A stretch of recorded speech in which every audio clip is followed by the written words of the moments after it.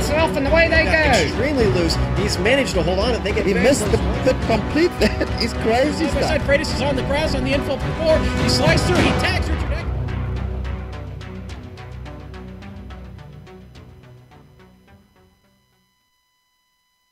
The Walrus and the Carpenter went walking close at hand. They wept like anything to see such quantities of sand.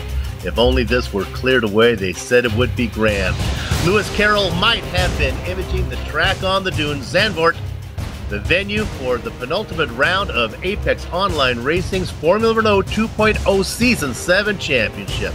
And all the action from both the initial 40-minute feature and the 25-minute sprint that follows can be seen live as it happens here on the Global SimRacing channel. Guten Tag, everyone, and welcome to GSRC's Countdown to Green. Way up in the press box to bring you our bird's eye view is yours truly, Bill Soups On. With my usual partner, Sean Ambrose, on assignment, I'm thrilled to be joined by the hardest working man in sim race broadcasting, Joe Peak. No change in the director's chair as Amjad Yaman is on the job, armed with cameras located, aimed, zoomed, and focused by GSRC's camera guru, Dougie Beard. As cyberspace flows into your place over the next 15 streamy award-worthy minutes, GSRC will bring you all the storylines, all the stats and facts you'll need to fully appreciate the doubleheader Formula Renault 2.0 Championship event that will immediately follow. Now, the last time the AOR was at Zandvoort was as recent as last season's Round 3 when Mark Usher won the feature and Phil Reed won the sprint. It was the man who would go on to claim that season's championship, Kristen Koch, who earned top points for the event. Now, many of those drivers who were at that event have returned for this late afternoon's festivities. Joe, for the viewers who missed GSRC's Season 6 coverage, let's bring them up to speed as the AOR comes to Zandvoort for Season 7. Certainly, Bill, and they'll get up to speed in some parts. This layout definitely doesn't offer speed quite like the old one did. Between the 50s and 80s, this place was pretty much nothing but fast sweepers, save for the hairpins of Tarzan and Hugenholtz, which, by the way, is named after John Hugenholtz, who designed the original track. This place shut down for a while, but after some renovations and redesign to the layout, you've got the circuit you see today. It's a tad short compared to most modern racetracks at only 2.6 miles long, 4.3 kilometers if you're going by metrics, but the 13 turns they squeezed into here have changed it from a fast-flowing romp through the dunes into very much a driver's course. In real life, the fact that it's literally across from a beach means sand getting onto the track is a constant problem. Drivers might still get a bit of that here from when they go get off course and drag dirt back onto the racing line. But to really get a feel for what they're going to experience, why don't we hop on board the GSRC Formula Renault?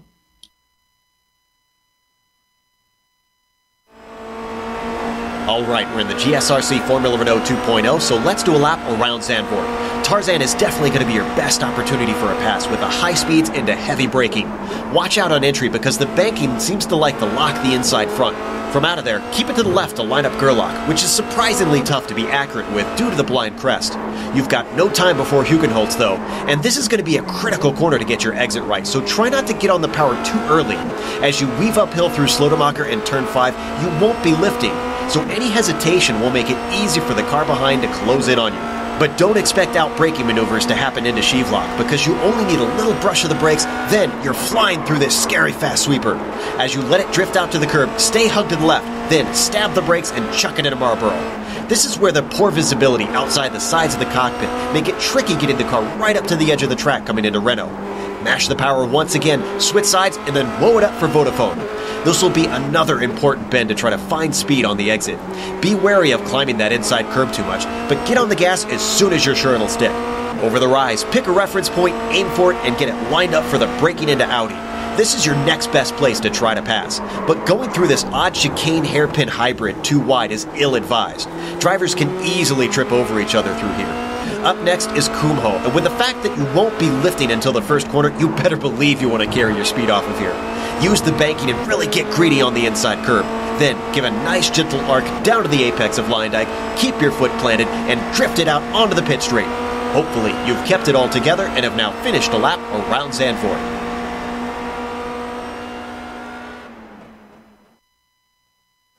Where the seagulls fly and the rents are high, a lap around the dunes. Now let's take a quick look at who was the big points earner last time from Imola.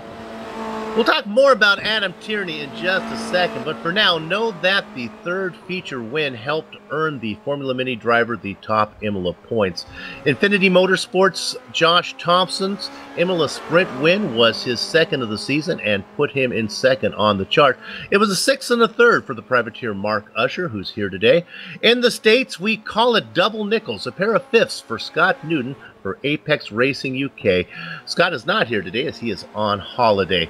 A second in the feature was all former champ Kerry Nolden could do, but that was enough for the Aperture Racing driver to make it onto the chart. And so how did that affect the championship points? And keep in mind that these are raw totals that do not take into account drop races.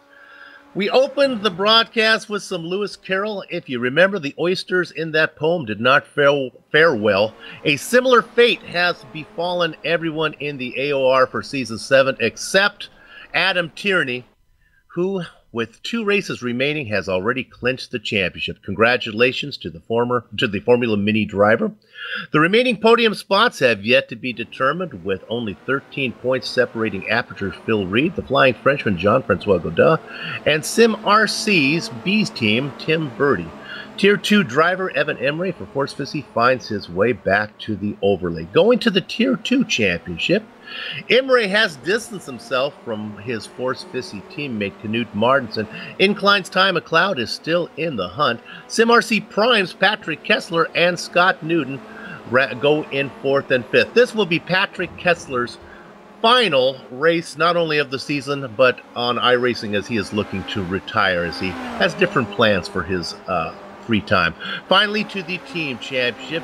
Tierney has been impressive, but Formula Mini, it has been indeed a team effort, for Christoph Holstein making a significant contribution. Time is running out for the rest of the teams. Once again, the big surprise has been Force Fissy, powered by a pair of Tier 2 drivers, Emery and Martinsen. They are poised to podium. And now, because the AOR is always picking up new viewers for those joining us for the first time, better late than never, here's Joe, and he'll talk about the series and race details. Absolutely. Of course, we're running Season 7 of the Formula Renault Championship that they run here for AOR. And as you mentioned, we're on round 11. Only 2 rounds to go, including today, and they get 2 drop weeks out of that. Now, that said, you get more racing action than you would expect, because they have 2 races in each event that they do. They have a feature race and a sprint race. And this is an open setup series. So drivers can tweak these cars to their liking, which you really need to try and get the most speed out of them. And weather is predetermined, so they at least know coming in what they're going to be up against. Now, as for this first race, the feature is coming up first. So race distance that we're looking at in that is 40 minutes. And the grid is going to be according to the qualifying that's happening right now. They get 3 laps by themselves out on the track that they're getting out of the way at the moment. Now, there's 1 expected pit stop, actually 1 mandatory pit stop, because they can't make it to the end on the fuel that they have. And there is an incident cap. You got to worry about 16 incidents in this feature race. If you get up to 16 of them, you are disqualified on the spot. Your car will disappear. And on top of that, you really have to take care, not just because of the incidents, but because you have no fast repair. So no free car waiting for you. You got to take care of it. And Bill, I think this is going to be a bit of a punishing one. There's a lot of close barriers around here, so those free cars could have come in handy if they had them. Yeah, absolutely. We'll talk a little bit more about that in a minute. What I'd like to mention is I made a mistake. I got to correct myself there. I mentioned that Patrick Kessler was stepping away. You know, if you're gonna be a series organizers and have a forum, try to use real names in the forum, as the nickname for the person stepping away was Kez, and I just assumed that was Kessler, but actually that applies to former champion Kerry Nolden, who's going to retire from iRacing. So while we are glad to see Patrick going to be with us, we're sad to see Kerry go as well. All right, let's move on here for a second, get down to the business of racing here. Sean, dollar in the jar. Joe, you talked about the curbing a little bit. So much, I know you're new to these broadcasts, so many of these races are determined by the damage that these guys pick up sometimes from the curbing on these fragile Formula Renaults. How are they here at Zandvoort? Are they tough? Can you cheat a little bit, or will they punish it? It varies, and that's where doing your time in practice is going to pay off. You can see here as we look at this shot of Waldo, there's going to be ones that are nice and flat that you can kind of straddle, and others there on the inside of Hugenholtz, or they're on the outside there. They're very tall. It's not just that they damage the car, it's they upset the car significantly because they really lift it high up off the ground. The more air you get underneath the car like that, the less grip it gives and the more unsteady it is on the exits. And so that's where you're really going to have to watch on certain drivers to see which ones are daring to try and maybe get a little bit aggressive with those tall curves and see where that leaves them at the end of the race, really. So much of these races are determined on the amount of practice that the drivers are able to squeeze into their everyday life. I know you had to do the lap guide. Where did you have trouble getting this car track combination? Oh boy, the Audi chicane is not my favorite corner in just about any car, very much in this one. It's so awkward to get through. I never feel like I'm fast through there. I think it's going to cause problems. Same thing probably with corners such as Marlboro, which is very tough to be accurate on. Very hard to get the maximum out of. And I'd say the double hairpins that you've got in the form of Renault and Vodafone, very tough to try and get a quick line through there, especially out of Vodafone. For some reason, I had trouble keeping the rear of the car not coming around on me, trying to accelerate out of that corner. There are pit stops, and getting in and off a pit lane, always an important part to doing well. How is pit lane here? The entry, another one you really need to practice. It's narrow and tight, and it's got a little bit of a chicane in there. So you've got to have practiced it if you want to maximize your entry, because you could lose a lot of time and maybe someone could jump you if you're in a close fight. The other thing to watch out for, though, Bill, is these pit exits. It dumps you right into Tarzan. I mean, you are coming out in the thick of things, and you get very little time to check your mirrors or even your F3 to kind of gauge if someone is coming up, and you need to watch out for them. Or the reverse, if you're coming along on the track and need to see if someone is coming out of pit lane. So that could cause some problems there. Main straight long enough to get a draft and maybe do a little slingshot? Yeah, a little bit of one. It's not going to be a huge force. You know, this isn't going to look like Watkins Glen or anything. Right. But drivers who are close enough are going to get a tow. And really, the thing that seals it for there, Bill, I think is Tarzan, because it's such heavy braking into that first corner. If you get that tow, you know, all you got to do is just be a little bit later on the brakes, and you've got to pass. Well, with passing at a premium, let's go ahead and see how qualifying is going. And sure enough, you see Mark Usher. He's always fast, not always able to get the results that you would think from his qualifying. Up in front there's Kerry Nolden in second right now as we look at our Tier 2 leader, Evan Emre, in that Force Fissy car. Yeah, Emre right now sitting in 14th. He's not super high up the order. In fact, he's got a couple Tier 2 guys in front of him. You see Daniel Morris and Lawrence de Rijk have qualified faster than them at the moment. And in fact, de Rijk still has one more lap, which I think he is on right now. So our pole sitter in the Tier 2 could yet improve. Now, the weather's always a factor. They have a Thursday practice, and that whatever weather they have on Thursday is what they keep for the rest of the day. How's the weather today, Joe? Well, these guys are a little bit blessed because they have a track temperature of 77 degrees. Nice and grippy out there. A lot grippier than I drove in my lap guide. So they might have a little easier time in some of these corners and actually be able to carry quite a bit more speed. It's, of course, clear above. There's no clouds and 70 degrees air temperature. So nice cool day on the beach out at Zandvoort.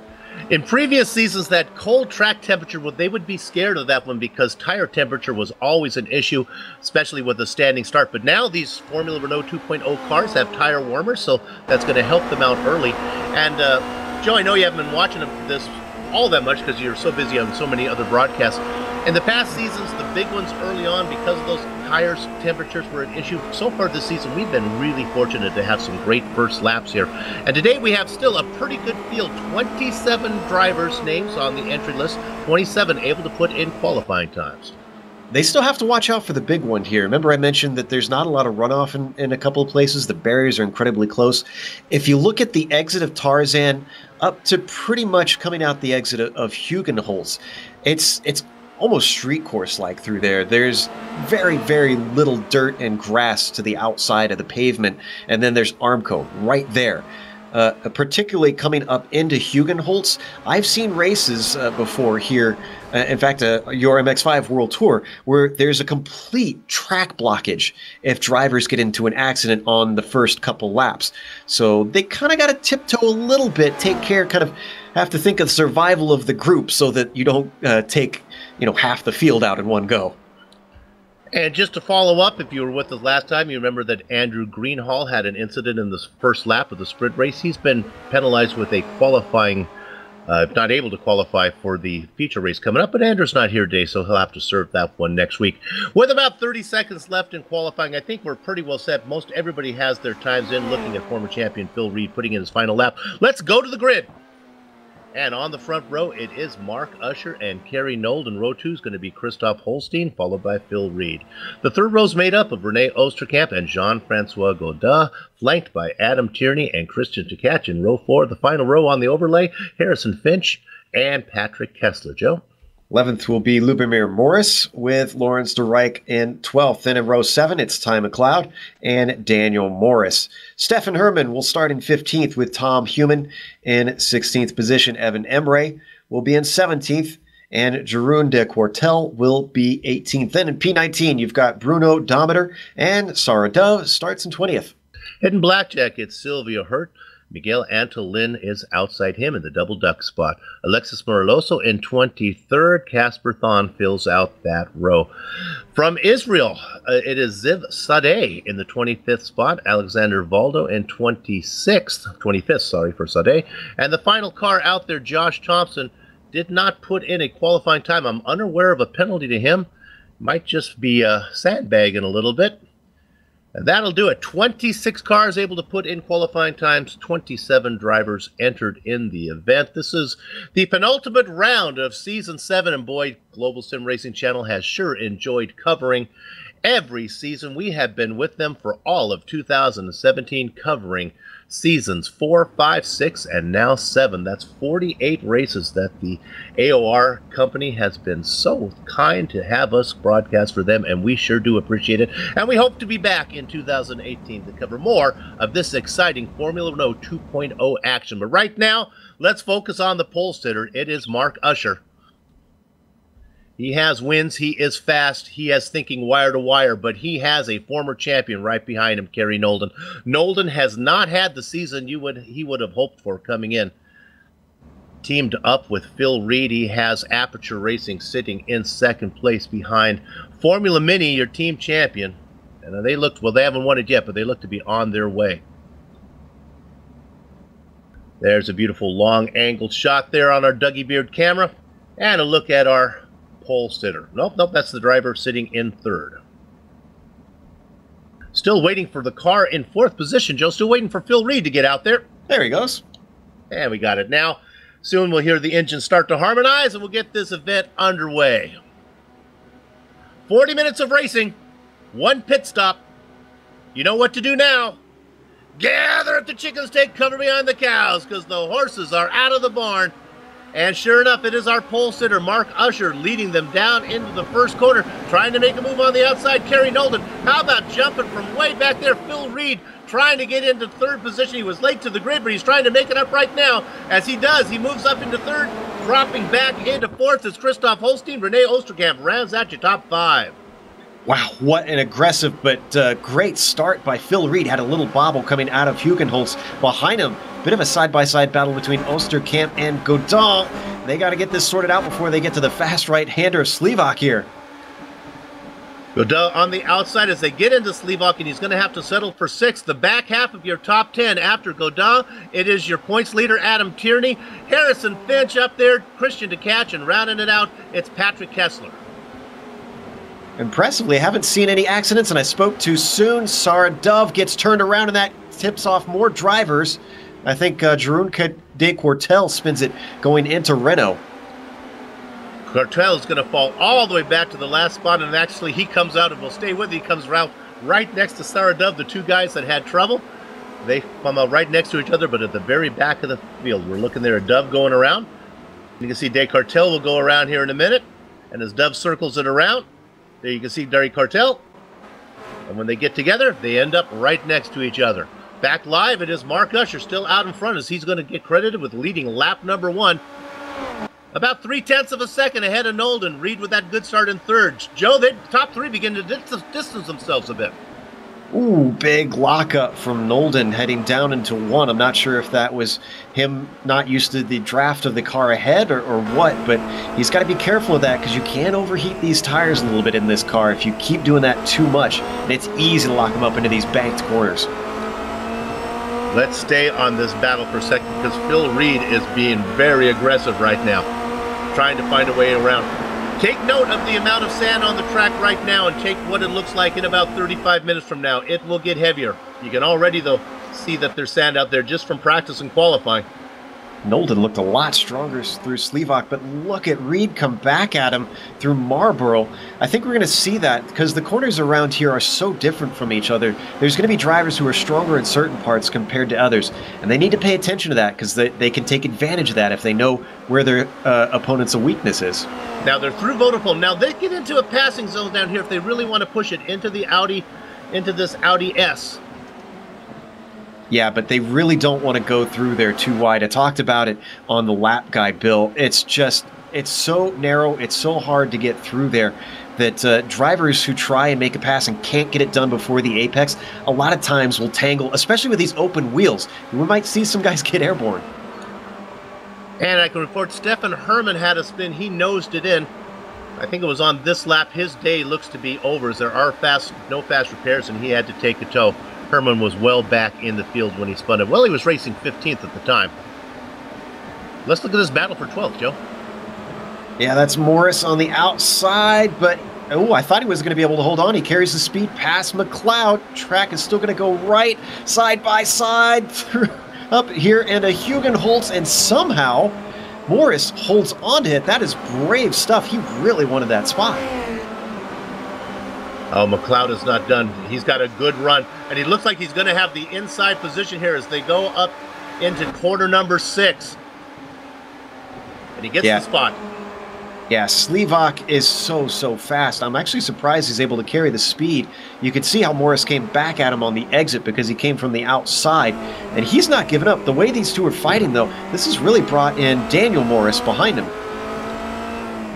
Just to clarify, we have Lubomir Morris from the Czech Republic in 13th and Daniel Morris, spelled differently, in 14th. We look at this battle, this replay now that we have here.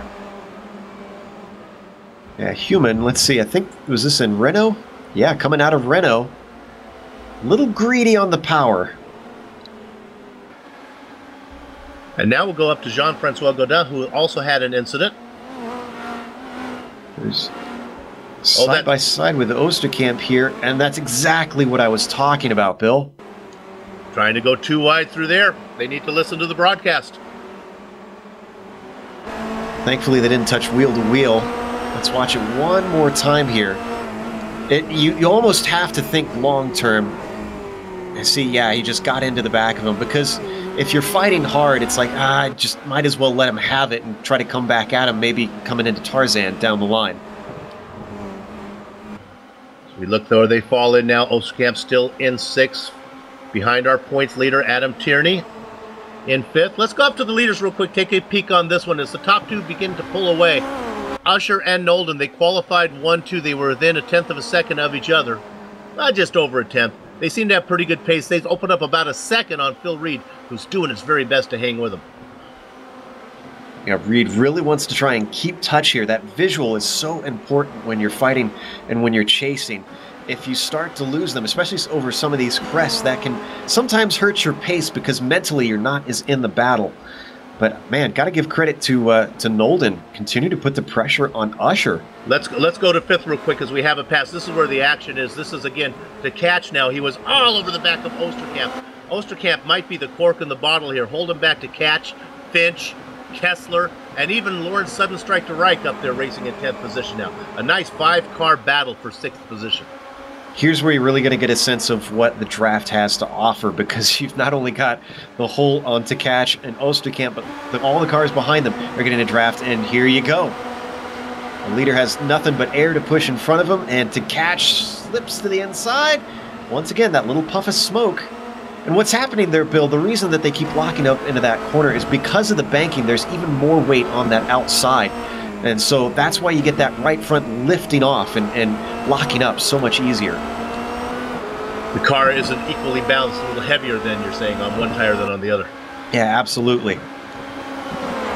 So we move to catch up into 6th, Osterkamp back to 7th. Don't be surprised if you don't see Finch make the same move that he just watched Osterkamp make down this main straight. He almost wanted to duck in there that last time, decided to wait a little bit. Kessler and De Rijk back in 10th. Let's stay on this battle all the way around because this is a really good show these guys are putting on. Yeah, if I was Finch, I'd be hustling to try and get past Osterkamp here because... Oh, and did something happen to Reed? Bill Reed just having off right in front of Christoph Holstein. Oh my goodness. Reed was in 3rd. I'm not the only one that had trouble coming off of Vodafone then, because watch Reed here. I think what happened was a little different than what I experienced. He just understeered wide, and then when he got those right tires in the dirt, you could see it slipped him to the inside. So with that, Reed has fallen back to 5th position. Actually, and here comes Christian to catch right up on his tail. He's going to be there pretty soon. Let's go back to 6th. Here's that pass. Osterkamp, sure enough, Finch making the same move that he saw to catch make, and he gets the pass made. And right behind, that's De Rijk on the inside trying to do the same thing with Kessler. Kessler's forced wide off into the sand. Moved De Rijk up to 9th, Kessler back to 10th, and now here comes Ty McLeod and Lubomir Morris. Boy, some great racing going on back here. Yeah, one of my favorite stories about Zandvoort comes from when Mario Andretti made a pass on James Hunt around the outside of Tarzan. And with Andretti having raced ovals in America, he had a lot more experience with the banking. And so he managed to make a pass around the outside, and Hunt was incredibly upset about that, saying, "We don't pass around the outside here in Formula One." And Andretti famously replied, "I pass wherever the hell I please." Yeah, that sounds like Mario. Looking at 11th now, the driver actually in 12th, Lubomir Morris, the rookie. He has been impressive. He's got Ty McLeod in front of him, and he's got Daniel Morris behind him. Our top tier 2 driver is Kessler right now, racing in 9th in this mix. In fact, quite a few cars ahead and behind. Just look at this train going on. I'm seeing a lot of these out here, and that kind of goes back to what you talked about, the difficulty to pass. If you're good at defense and you're fast where it counts, it can be easy to hold cars back. But Osterkamp's finding that front stretch is that's one of his weaknesses, and that's a critical place where you really don't want to be vulnerable. Yeah, so far I haven't seen anybody take a real defensive line into Tarzan. They've been leaving it open. Of course, racing's a little different with 30 minutes to go than it will be with 3 minutes to go. How about we drop back to 15th position? We talked about him before. He wasn't able to put in a qualifying time. It is Josh Thompson. I was unaware of any penalty that he had to serve. It makes me wonder that must have been some type of penalty, or maybe he just didn't get in a clean lap. But right now, he was forced to start at the back of the field. 27th, he has worked his way up 12 spots up to 15th, and is coming up on the back of Jean-Francois Godin. Remember, Godin is faster. He had problems as well. Not a bad showing for a track that's known for being hard to pass at. No.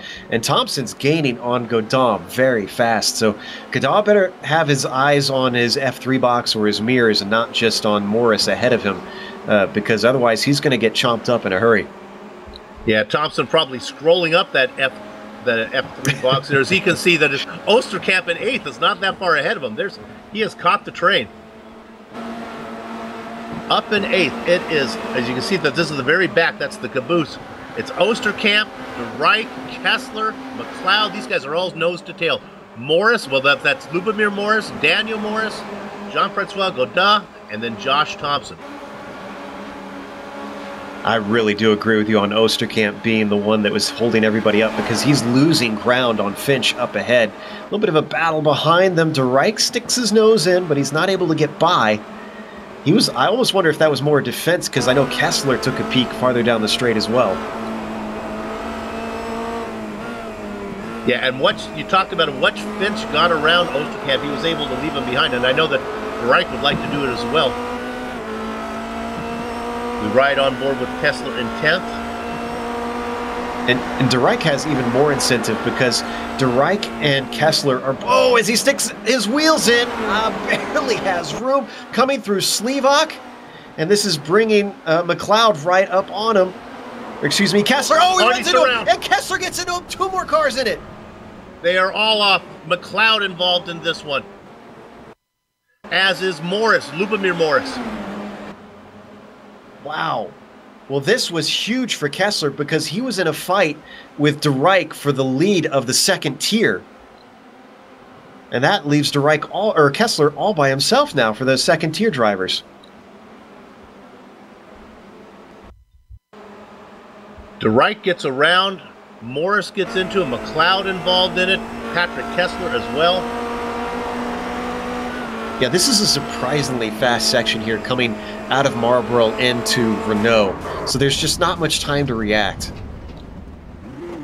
There were a lot of cars close there. You can only dance the tango in a china shop so long before you break some porcelain. That's what happened. Patrick Kessler coming into the pits. I'm guessing he's going to have some damage. These cars are notorious for being, oh yeah, you can see it there on screen. That's going to hurt. That actually might hand the lead of the Tier 2 over. Let's see, would that be Daniel Morris that would take it, I believe? I believe so. Qualifying, as we look at P5, qualifying in your box about 5 seconds, but boy, if you have to spend much longer than that, it's going to cost you. Now, this is Phil Reed. Remember, Reed was racing up in 3rd position. He had that spin. He fell back. To catch has been coming. He started 8th. He's been working his way up. The Red Devil racer, he's got a real run right now on Reed, trying to find a way around. Great battle for 5th. Yeah, Reed has got his hands full as you see them come up to the Audi S. Bad exit from To Catch. I think he slipped a couple wheels into the dirt on the exit of Vodafone. Otherwise, I would have thought he'd be right on top of him. You can see he can't do anything into Audi here. We'll stay on this battle. I'll just report that Kessler is in and out, the leader of all the cars who have pitted, although his stop was 11.4. Yes, he did have some damage. Sounds like Usher's starting to pull away from Nolden, though, about 1.5 seconds between our leaders. So that gap is opening up just slightly. We've seen Usher do this before. His Achilles heel is bringing the car home. Looking to go wire to wire right now. 25, just under 26 minutes of racing to go. Well, sounds like Osterkamp's heading in. He was another one that got a little bit of that damage. That right front wing just a little bent up. And yeah, now he's got it back in place, but that's going to cost him valuable seconds. He's out. Not as bad as it could be. About 8.5. Usually that's about 5 seconds of the usual stop, so he has to pay a little bit. He is going to get out in front of Kessler. This is going to be good news for all those guys that were not involved in that incident, that were being, well, held up by Osterkamp. But mainly, Josh Thompson. Let's look at Josh right now. Remember, he started way back. He's now up to 9th. Of course, he still has to make his stop, as does the man in front of him, Jean-Francois Godin. If Josh is able to get up to 7th, that'll put him exactly where he was in practice. So this is pretty good for him, and just about what you'd expect him being in 9th. It's going to be a lot harder going now that he's farther up the field now. Maybe before the leaders come in, we'll get you an idea of where they're running right now. Mark Usher, 1.5 seconds ahead of Kerry Nolden. It's way back about 5 seconds to get to Christoph Holstein in 3rd. These guys have had quiet races, as well as Adam Tierney, our Season 7 champion. Then you get back to the 2 guys who have been fighting. This is oh, wait a minute. Where is Reed? Did Reed come in? No, Reed in 5th. There we go. To Catch made a mistake in Audi. He took too much of the inside curb, and actually kind of want to watch him maybe a little bit, because if he starts dropping off, he could have gone too far inside the curb where they've got a taller one, and if he damaged the under tray or the wing potentially, we've already seen what that does to a number of other drivers. Yeah, so you have To Catch in 6th, and then here comes our top rookie, Harrison Finch. He's had an impressive debut season, and he actually has the pace, especially now with To Catch's car being in questionable health. He's racing in 7th. Yeah, what was, I believe, about 1.5 seconds has gone down to 0.5 seconds behind Christian. So Finch right now is looking to catch a thief. Very good. Jean-Francois Godin in 8th, Thompson and Morris. Well, we continue to ride. We're looking there at Finch. There's Godin. Leaders of all the cars who have pitted, Rene Oosterkamp. Remember, he came in. We called him the cork in the bottle. He's back out, racing in 17th spot. Yeah, Oosterkamp, after that pit stop, has got it all to do. Of course, it's essentially scheduled, so it all worked out for him. But right now, I think he's not doing too bad since he's all by himself out on the track and doesn't have any traffic. So it could yet still swing his way if he can just buckle down, focus on getting good laps in now that he doesn't have any other cars around to worry about. As things settle down a minute, let's give a little time to spotlight some of the guys we haven't talked about. How about 13th overall, Miguel Antolin? He still needs to make his pit stop. Having a good run. He's about 4 seconds ahead of Jeroen Descartel in 14th position. Again, racing all by himself. Got just under a 2-second lead back to a Tier 2 driver, Tom Van Heumen. And we'll go back one more. How about the Israeli driver, Ziv Sadeh, in 16th. Yeah, and we should note that Ziv started in 25th. So this is quite a jump up. 9 position gained this race for Ziv. He's the last car that has yet to pit. Right behind him is Oosterkamp. Oh, yeah, Descartel coming out of Slivak. Well, this is definitely worth a replay if this battle ends quickly. He had a real hang-on moment coming up into that fast right-hander. I think he's holding him off for now. Coming into here, it's depending on your setup, and it looks like he's a little oversteery on entry because you're going to see the rear of this car come around, and this is when your eyes start to bulge here. I can't believe he caught it, and thankfully there's all that gravel on the outside for him to try and slow the car up before he ran into the Armco. Well, he felt a little bit better than Lubomir Morris, who had an off, and it didn't quite go as well for him. As this one's a little more painful as he noses it right into the Armco. You'll see it here. He was another one of those drivers in that battle for 6th through 14th or so. Ouch. No fast repairs here. That'll probably end his day. Yeah, Gerlach, like I said, blind corner. And I think because he got a little bit up on that curb and there was just not enough grip, he was already on the limit and he couldn't get the car to slow up, since you really got to brake hard into that hairpin. Looking at our overall race winner our race leader, Mark Usher. Opened up about a 1-second gap, but he hasn't really been able to stretch it out, as Kerry Nolden been able to manage that gap. Not the case for Christoph Holstein, who has fallen 6 seconds back. Let's check in back in 5th position real quick. This is Reed and Tkach. Back at it again. So I guess Tkach doesn't have the damage that we may have feared because he's been holding on to the back of him. It's just that since he dropped off, it seems like they're almost dead even on pace build because he hasn't gained much ground. And I don't think we're going to see pit stops until lap traffic becomes an issue. And honestly, Usher is clear. It's going to be a while before he gets to somebody right now. So they'll run it till it's dry. You don't want to run a heavy car more than you have to. Boy, you can see that was exciting.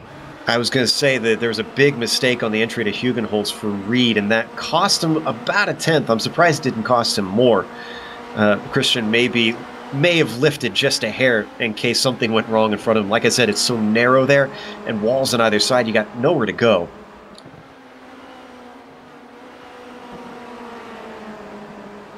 There are bonus points for the fastest lap that currently is being held by Mark Usher. He put it in at a 1:30.5. Also a bonus point for sitting on the pole. That also belongs to Usher as well. This should give you a sense of how important it is not to make mistakes. Remember, that was, what, about 5 laps ago that Tkach made the mistake right into here, into Audi. And it took him this long to get back to where he was, let alone get past him. That's a lot of time lost that he could have already been past and maybe trying to chase down Tierney.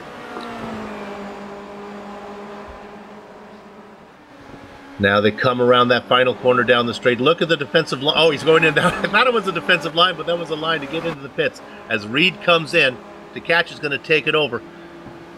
Now, I would expect Reed to be able to get in and out before Oosterkamp. Oosterkamp right now just finishing the Audi S is going through 11. Yeah, Reed's car is healthy. It'll be okay. Oh, he's up on the tires. That means he's going to have a longer stop, Joe.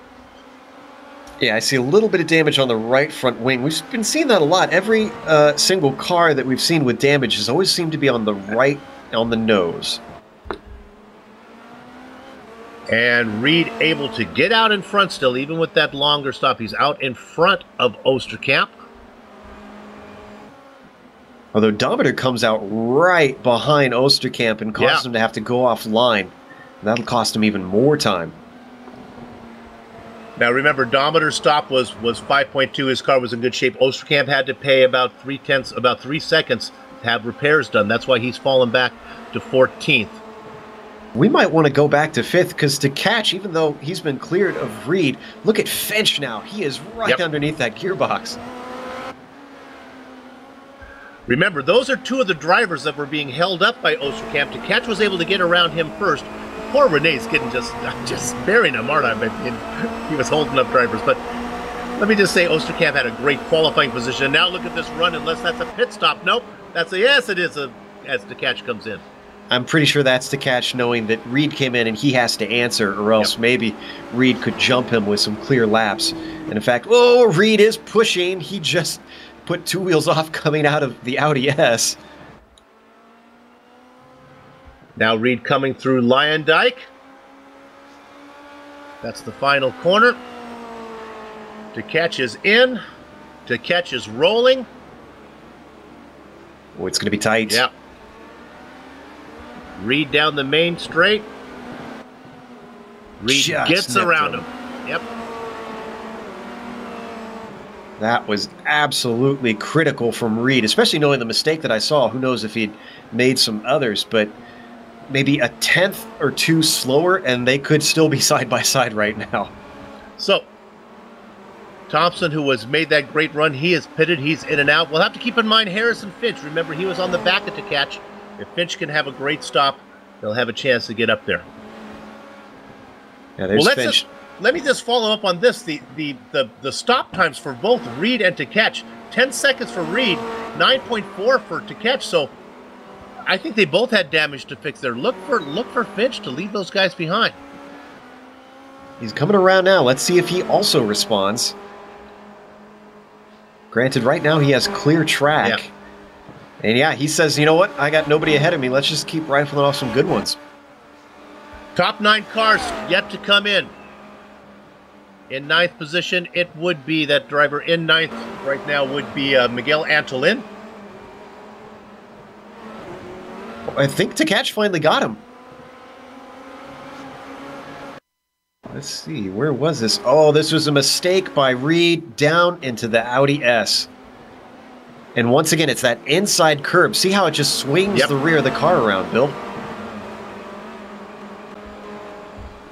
A little bit of a secret on that lap guide. I had that same issue. I had to really catch the car because I took a little bit too much. So it is DeCatch now out in front of Reed, but then the driver to watch, Josh Thompson, back in 12th. He's made his stop. He's coming. Reed's not giving up on this. He's staying on the back of DeCatch. Oh, and he's actually got a fantastic run. Look at this. Not brave enough to send it in on Slivak, though. And now they work their way around these 3 sponsored named corners, which I disapprove of.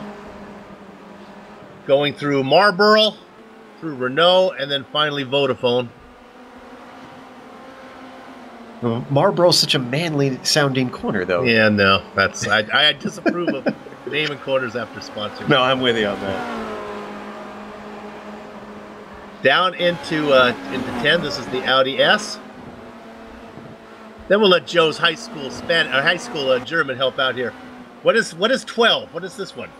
You don't ask me to whether this is right or not. I call it Kumho. I don't know if that's correct.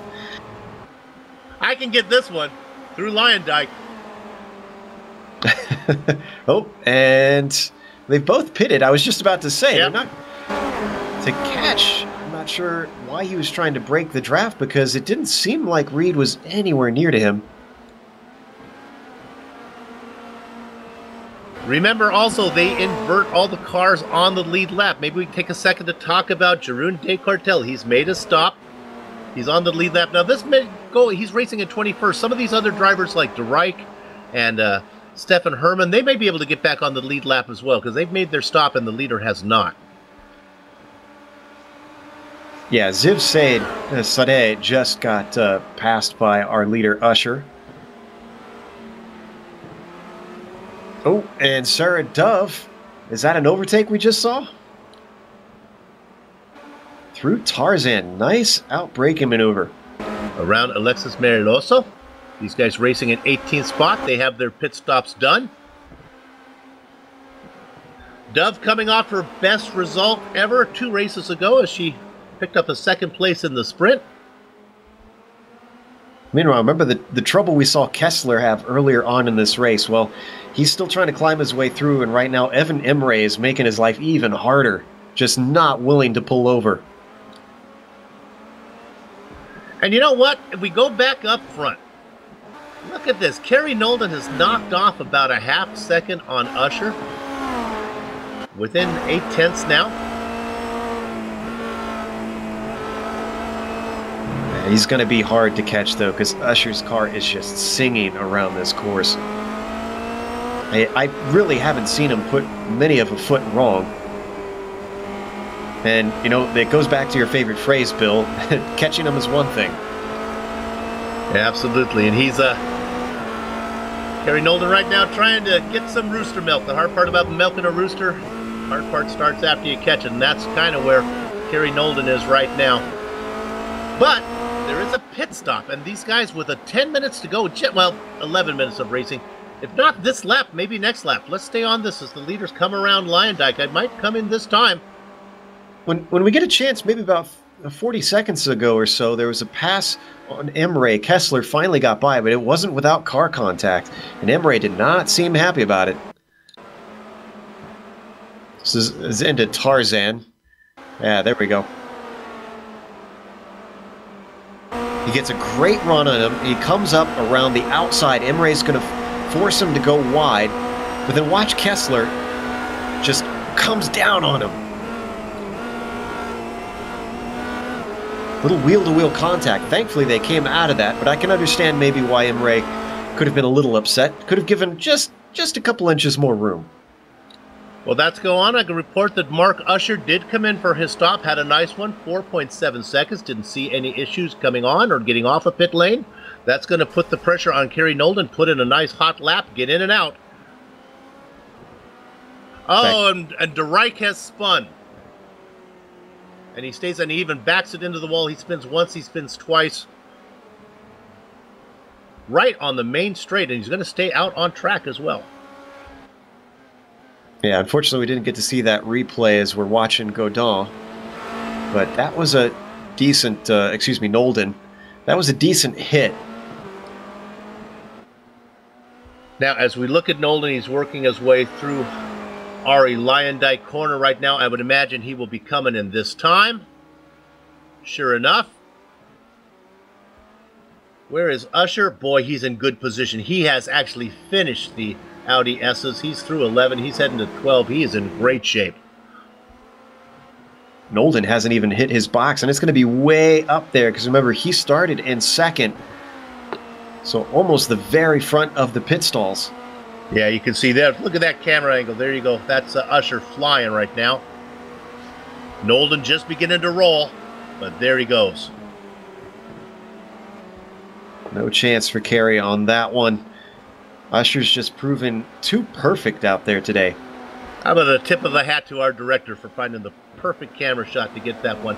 But that interval, not undoable. It's, what, about 8 car lengths now from Usher to Nolden. Godin, go ahead, Joe. I was going to say, Godin is in, and I think he's the last car to need his stop, although Van Humen seems to be missing his, but he's well down the order. I think this is a very long stop for Godot. Did something happen to him? Oh, now he's going. Sorry, Dove might still need to make one. Of my timing and scoring is showing that one as well. Nope, Dove is made here, so okay. And humans come in, so that's everybody. Well, while I was talking about Sarah Dove, let's go ahead and look at her real quick in 17th. I think she just made a pass for position around Jeroen de Quartel. No, Quartel's ahead of her. Oh, that was the other way. I had it backwards. There we go. That was Quartel making the pass. Sorry, Sarah. That's what. Let me take a look at that. Actually, yeah, that was de Quartel, just getting a little bit later on the binders than she did, down into Tarzan, and it was a clean pass.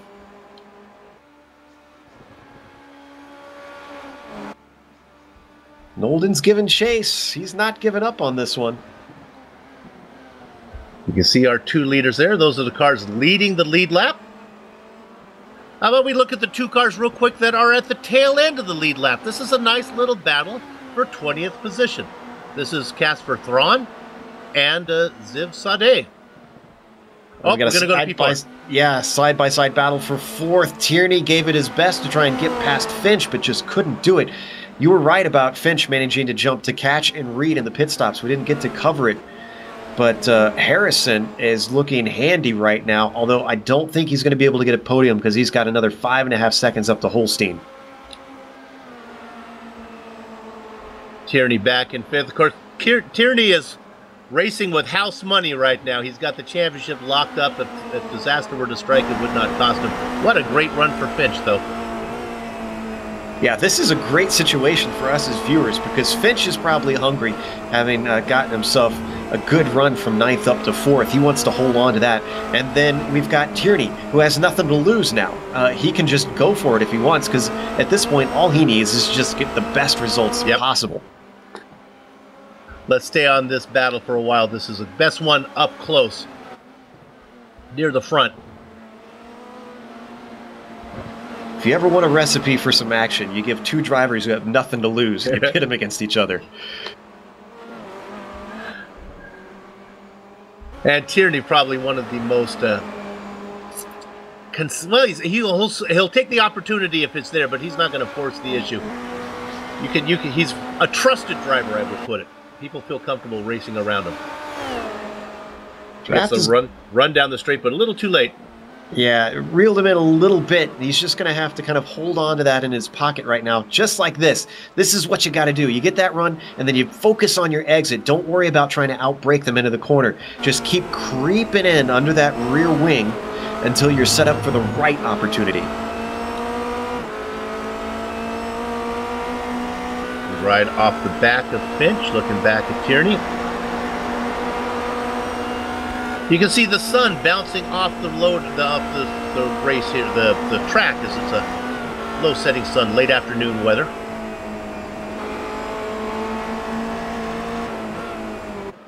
Tierney's giving him everything he's got right now, just staying right with him. But to Finch's credit, we haven't really seen him flinch yet.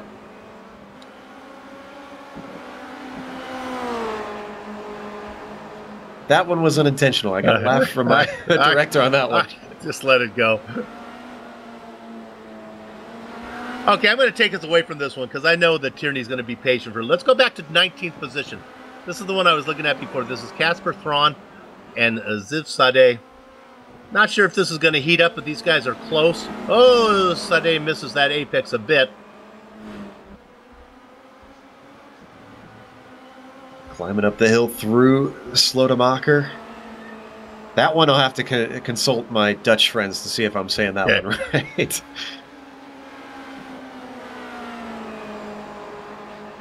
21 cars on the lead lap. 23 cars still out racing right now. No, let me correct myself. 22 cars still racing. Ooh, big mistake from Thrain. Coming through Renault. That's going to hand the inside to Sadeh. Can he seal the deal? Yes, he does. He does. Nice opportunistic move. We'll watch this on replay. It's one of those frustrating things about these Renaults, Bill, is that the rear gets really antsy, especially if you abuse it. Oh, and Adam Tierney. He got loose trying to duck to the inside of Finch. Tried to keep him off of him. Darn it, I just talked about how trusted he is, and then he does that. Let's see. Yeah, he dove it in late. It was an ambitious move, and like I told you, neither driver had anything to lose right there. Tierney knew it. He's got the championship. You can see him work really hard, though, to keep the car off. Yeah, this goes back to what I was talking about before we went to this incident, was that the rear of these Renaults just loves to dance around. It's hard to get them nice and stable. You really have to almost tweak the setup to do that. And then by that point, at times, you can sometimes lose speed on your lap. So you got to be right on the knife's edge if you want to be fast. So that lets Christian DeCatch move up 2 spots into 4th. Phil Reed's going to follow him around in 5th. Look at that, though. Finch right behind. Car seems to be relatively quick. Don't think maybe it picked up a lot of damage.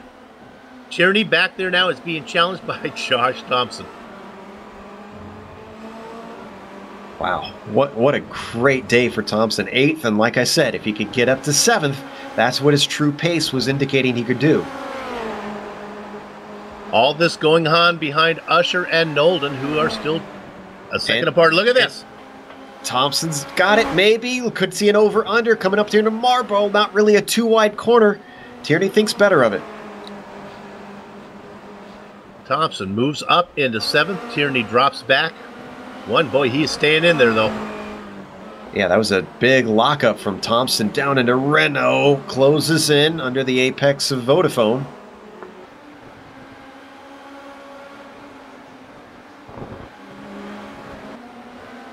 Just about a minute and a half left. We'll be looking to come up to the white flag lap. Our leaders right now are going through Tarzan. We might be, no, we'll have one more. This one, and then one more. White flag next time around. Poor Kerry Nolden. He has just been looking at the exhaust pipe of Mark Usher the entire race. Well, we've got another pass between Thompson and Tierney gets it done into Tarzan. Behind them, Osterkamp is closing in, though. The way both of these drivers seem to be struggling on the straights, I think they've got some big damage, and that's going to be to Osterkamp's advantage. Yeah, Osterkamp, who seems to be picking up pace here at the final stages of the race, would like to get a few spots back. Started in 5th, has fallen back to 9th. If I'm Osterkamp, and I've probably been watching these guys at this point, I almost wouldn't go on the attack, because I know that all I need to do is wait for one of the long straights, just get myself a good exit, and I'm going to breeze by. See Osterkamp in the yellow machine. We can afford to stay on this one a little bit as they go down into the S's. Not quite long enough of a straight. This is going to stay with them coming out of Audi here. The exit of Kumho, that's going to make the difference. Yep. Joe, is there a lift through 13, that final corner, Lyondike, or are you flat out through there? Oh, you're flat out. Ah. I hope you're not lifting through there. So here comes he's the nice run. and Yeah, close. Yep. Let's see what type of line that Thompson takes. I don't think he's going to force the issue. Oh, he does. He moves over. And starts to come back a little bit. Osterkamp's going to try to swing around the outside of Tarzan. He's almost got it. A little bit of car contact. It's going to go back to the inside, up through Gerlach. Can he get his nose in for Hugenholtz, though? Thompson holds him off.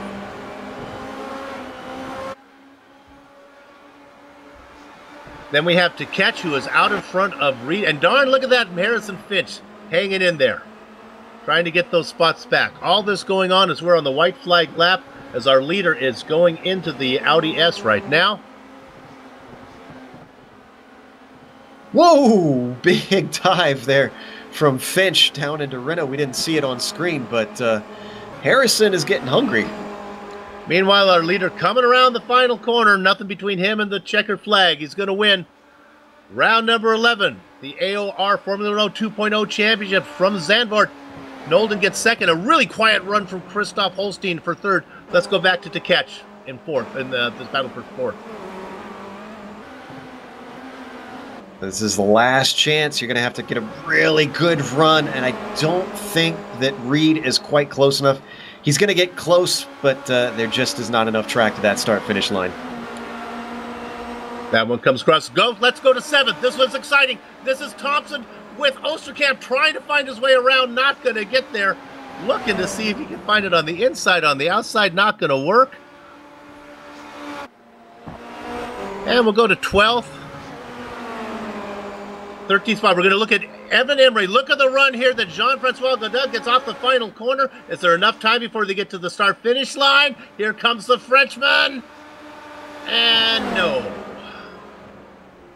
Let's give 13th to Emery, 14th to Godin. Yeah, just a couple feet short for Francois. And after starting in 6th, that's certainly not going to be what he wanted. But at least he's going to get the reversed grid. That'll put him a little bit farther up at the start of the next race. And talking about the reverse grid, if he's brave enough to take it, on the pole for the sprint race will be Ziv Sadeh as he comes around in 19th position, the last car on the lead lap.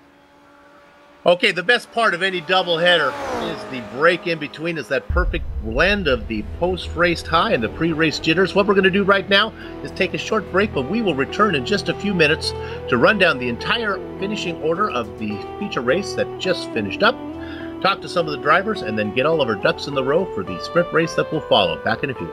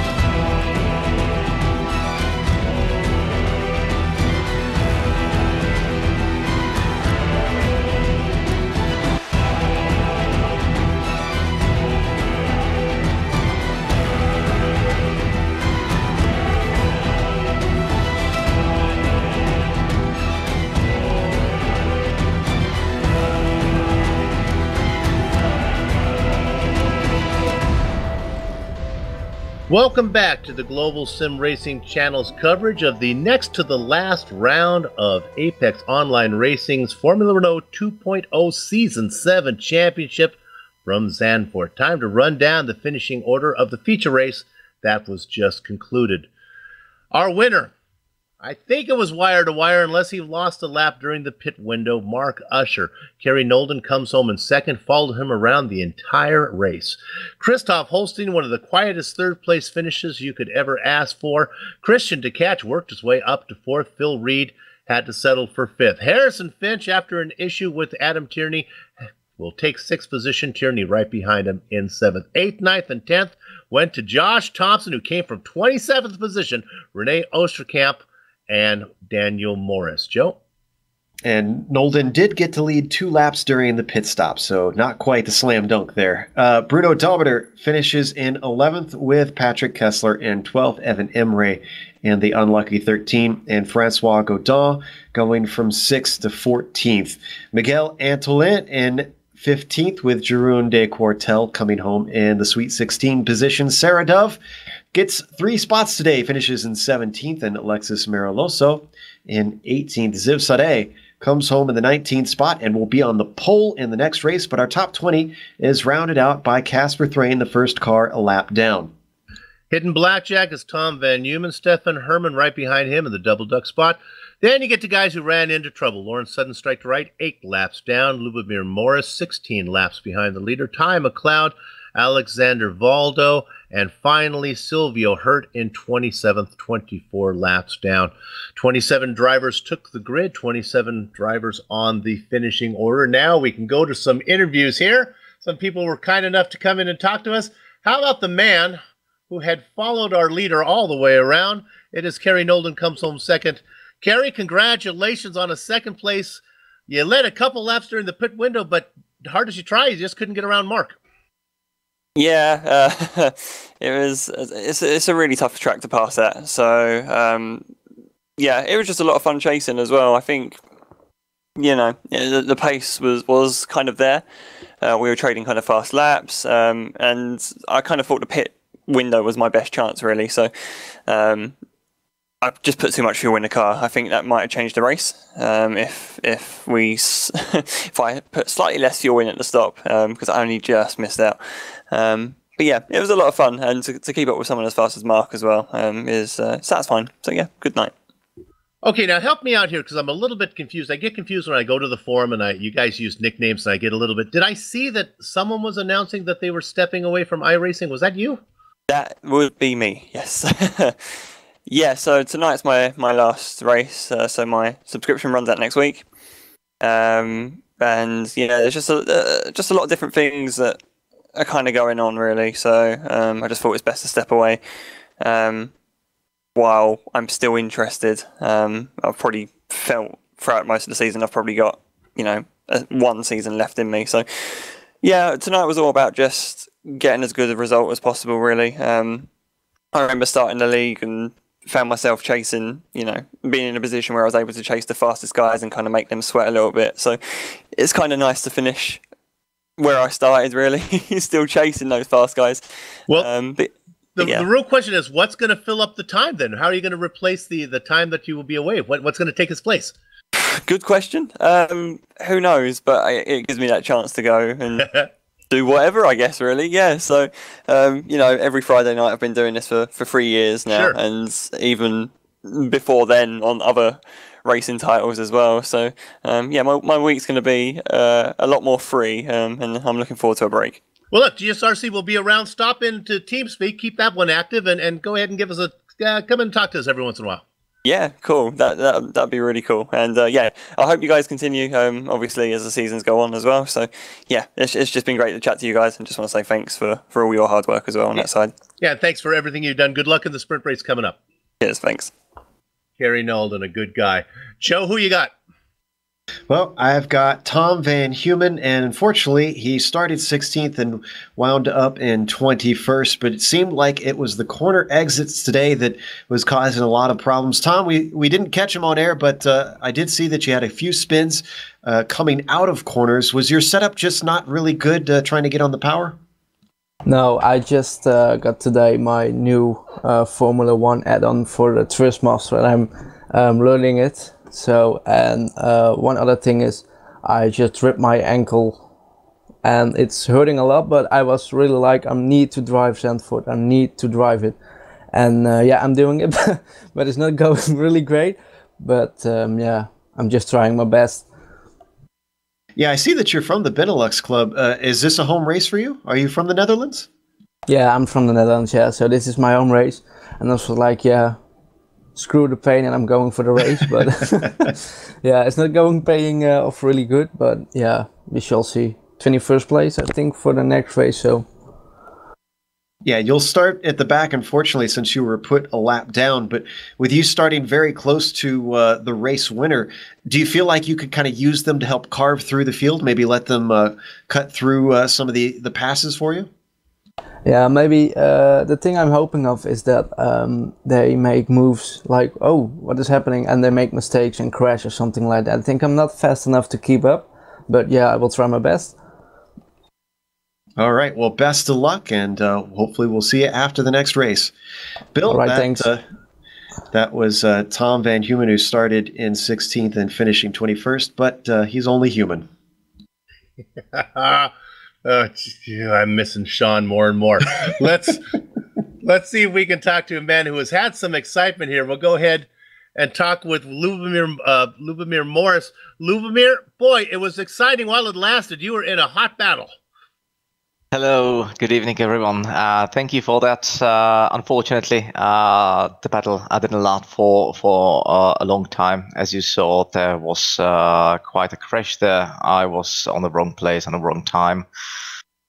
We had a collision with Ty McLeod. He already apologized to me. It was just a reflex. He wanted to avoid a crash, and unfortunately, I was next to him. So nothing I can do with that. I tried to do it. You were last to the incident, and honestly, if Ty didn't get you, you probably would have got picked up by the guys in front of you anyway. Yeah. I was quite positive before the race to make some good positions, as I have already quite a good week on this track. However, it was quite unfortunate. I thought I can go on, but I carried some damage, which basically then I lost the rear, and I think you saw it on the replay where I crashed pretty hard. How is the sand? I'll let you out of here on this because the session's about to go up. How's the track with all the dirt out there? Does it bother the car much? Well, on a certain corners, at the end part of the track, the couple of last few corners, you need to be bit careful when you snap throttle because you may oversteer pretty easily there. Well, it has been fun to watch you race all season. You've been a very impressive rookie. We hope to see you back next season, and good luck in the sprint race coming up. Definitely. Thank you. Goodbye. Lubomir Morris, always fun to talk to. Okay, I think that's going to do it for us. Are we going to do one more? Are we going to close up shop? One more? Yep. We've got Sarah Dove waiting in the wings to talk to us, and let's see how she felt her race went. Of course, Sarah had a bit of an off early on, and then she had to take avoidance on a wreck and almost lost it again in the Audi S. But overall, with the mistakes that you saw and the things that you had to avoid, do you feel like you have lessons that can help you in the sprint race coming up next, Sarah? Yeah, I think my pace was pretty good. I just had the spins at the start, and that put me back. So just kind of a recovery drive to try and get back up there.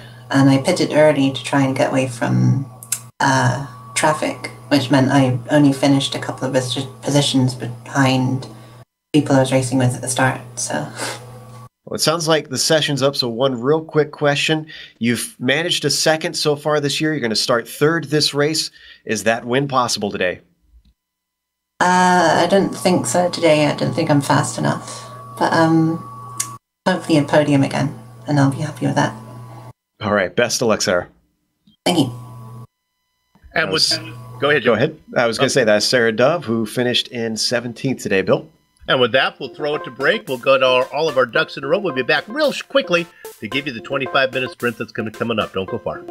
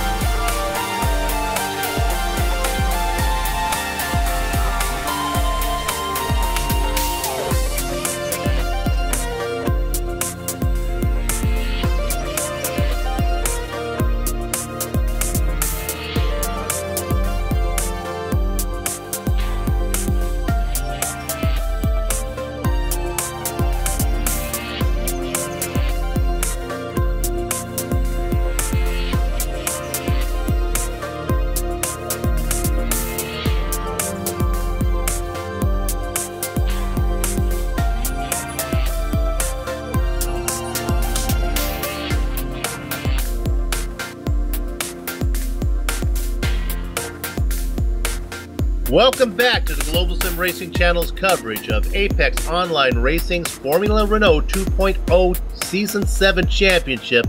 It's round number 11 from Zandvoort. The feature race is in the book, and now we turn our attention to the always exciting sprint race that follows every one of these doubleheader broadcasts. Joe, how does this work? Well, as the name implies, it's a lot shorter, 25 minutes. Now, the interesting thing, we talked about it briefly, they are inverting the finishing order of those on the lead lap. So, as we said, Ziv, being the last one out there, is going to start on the pole for this one. They have no pit stops, so this is just a sprint race all the way to the line. They do have one free repair in this race since it's a little bit more chaotic. Now, there is an incident cap of 12 incidents, though. It's a little bit stricter with it being a shorter race, so even though you've got a lot more to deal with, a lot more cars to pass, you got to be just as careful, Bill. And I'll tell you, this is the one time that maybe I actually have some expertise. I have been in this situation. I'm a notorious back marker, and I have been in an inverted grid where I have finished at the back and I've had to go up to the front. And you, for all that you're worth, you try, just don't make a mistake. I'm going to race my line. I may be slow, I may get past, but I'm not going to make it a mistake in front of all these guys. And I sure hope that Ziv goes ahead and bites the bullet and takes the opportunity to start up front. You've earned it, buddy. As you finish last on the lead lap, that's your spot. Go up there and fend it off. Yeah, it takes a certain mindset. And there are some drivers at the back of the pack that are able to withstand. Some of them are incredible defenders and are very good at leading. They just don't necessarily have the pace. And we saw Sarah Dove, get that second place very, very close to a win at Sebring. And you just don't know until you stick them into that situation and see what they're made of. Your whole time dealing with the leaders is simply trying to get out of the way, and then you're put in a totally different environment where you're racing for the position, and you just got to have confidence and just try not to let your hands shake so much that you end up into the sand. No qualifying going on right now. They're just putting in practice times. Kerry Nolden is our practicer, but that really means nothing as he's going to start, I think 17th, as we had 19 cars on the lead lap. I don't have my notes in front of me. He'll be back there right in front of Mark Usher. The biggest opponent here, Joe, what the drivers say is not so much the drivers that are racing, it's that 25-minute clock. It really does put the pressure to get the job done. Yeah, and here's more so because we keep talking about it, but the difficulty in passing, the lack in places to really get out of the way, drivers, really need to be careful. I mentioned that there's a risk of a track blockage. This even more so. You can't really get too antsy, even though at the start you want to make up as many positions as possible. You got to be smart about where you make that spots. If you see that, cars are trying to go 3 wide up through Gerlach into Hugenholz, that's the point at which, if it was me, I'd maybe back out a little bit and see how it plays out in front of me. And the whole dynamic of the race, especially on the first few laps, are different than a normal race where the faster cars are up front, the slower cars in the back. The field stretches out. That's not the case what we'll see here. It will stay bunched up. Traffic will be tight. It'll be like 5 o'clock on a California freeway, just bumper to bumper until everyone finds their level and this starts to stretch out a little bit. We have about 30 seconds left of practice left here. Kerry Nolden continues to be the fastest. Jean-Francois Godin, we did not hear much from him. He's second fastest, but I don't think he finished. I wish I had my notes in front of me. Yeah, he was on the lead lap. He'll be good. Yeah, and that's what every driver really wants in this series. It's sort of a double ouch, to finish far down and to get lapped, because then you're really not going to have much of a chance to make up positions in this second race.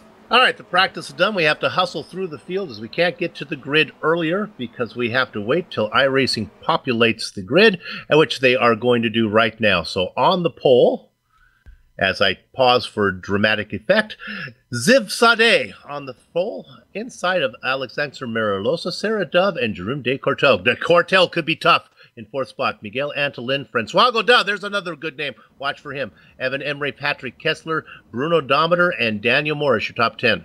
Rene Osterkamp in 11th with Josh Thompson in 12th. Next to him, it's going to be Adam Tierney in 13th. Harrison Finch starts in the 14th position with Phil Reed in P15. Christian Tkach will start in 16th, followed by Christoph Holstein in 17th, Kerry Nolden in 18th, Mark Usher in 19th, and then Casper Thrain starting in 20th. Hidden Blackjack, Tom Van Human, Stefan Herman, Lauren Sudden Strike to Reich, Lubomir Morris, Ty McLeod, Alexander Valdo, and Silvio Hurt. If the betting window is still open, run to it right now. Bet the farm on Jean-Francois Godin. He's way too fast to be so far up on the grid in 6th. He's got Antolin, Cortel, Dove, Mariloso, and Sade to get around. Right now, sure enough, he was brave. Viv Sade on the pole. Gather at the chicken steak. Cover behind the cows. A bad start for Sade. Making a dive through the middle is Sarah Dove. Great move from her. Mariloso on the inside. Dove on the outside. She flies to the lead. Mariloso in second. De Cortel, Antolin, and Godin. Oh, this is a dream start for Sarah, and she's got to take advantage of this. Cars behind her are going to be fighting. This is her chance to have clean air and just try and put as fast a laps as she can and possible. She pulls away a little bit from Mariloso. Mariloso probably not the pace. She can use this. De Cortel, an experienced driver, maybe a little faster than the other cars in front. Godin makes a dive inside of Antolin, not going to work. Sade has fallen back to 6th, but he's still racing. A bad start, though, from him. I don't think it was used to getting on the gas so quick.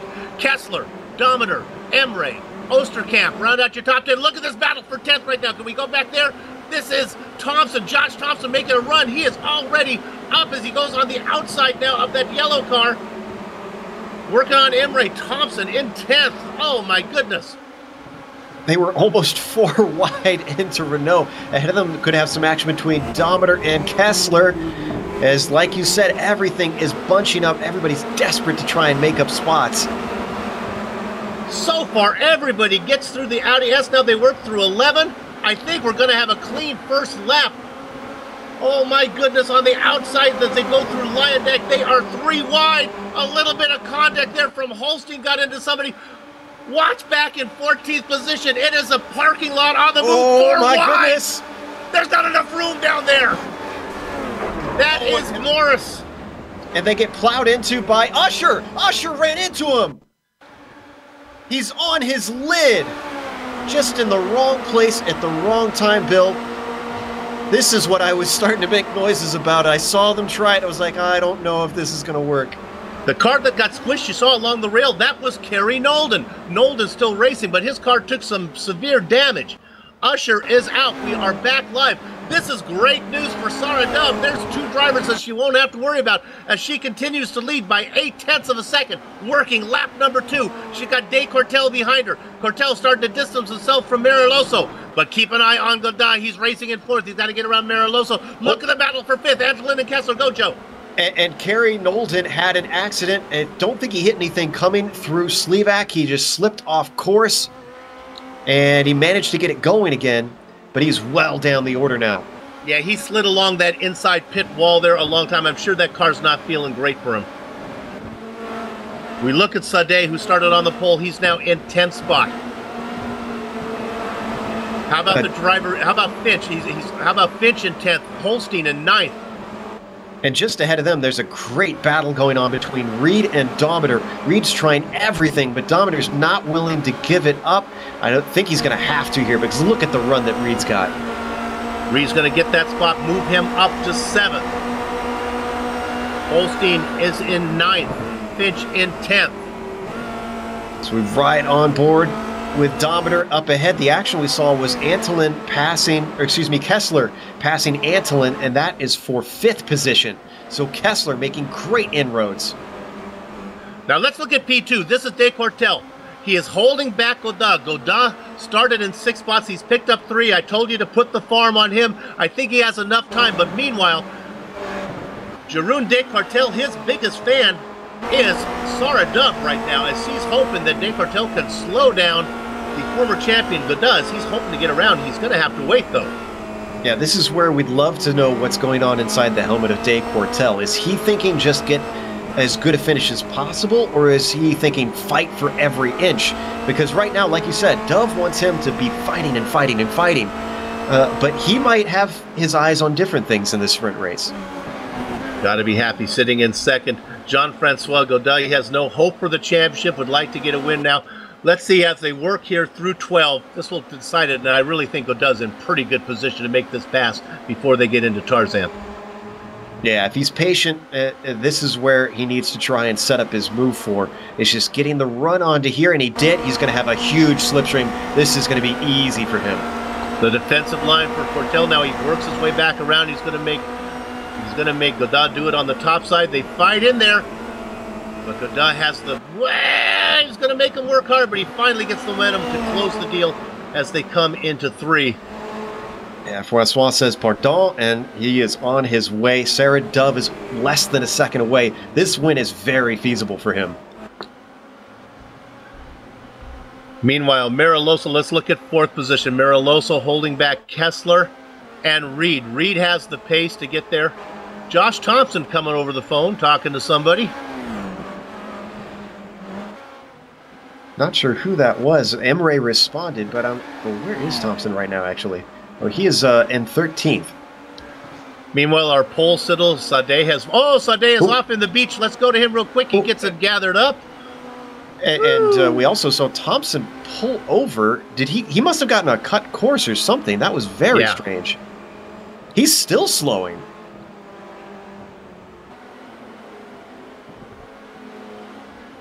I'm going to go... I'll take a look and investigate Josh here, Bill. You take it over for a second. Thompson back in 19th position. He was making a great run through the field. Meanwhile, up in front, it's about 2 car lengths now. Sarah Dove is fending off Godin, and he's really in good position. They come down the main straight. I expect we'll see a pass for the lead right now. Dove is really going to be defenseless. She's going to take the outside line, do it the traditional way. Here comes to the inside is Godin. Sarah knows she's got nothing for him. Move Godin up into the lead. Dove takes second. Decourtel back in 3rd. I can't quite figure out what happened to Thompson because for about 3 or 4 laps, he's actually been falling well down the order. That damage that we saw on screen is what was hurting his pace and probably what made him decide to simply just pull over and let cars through and not be a hazard potentially and ruin someone's race. He's already in the pits, you can see. So another car to watch, Phil Reed, as we're looking there at Mariloso in 7th position. He's been passed by Reed.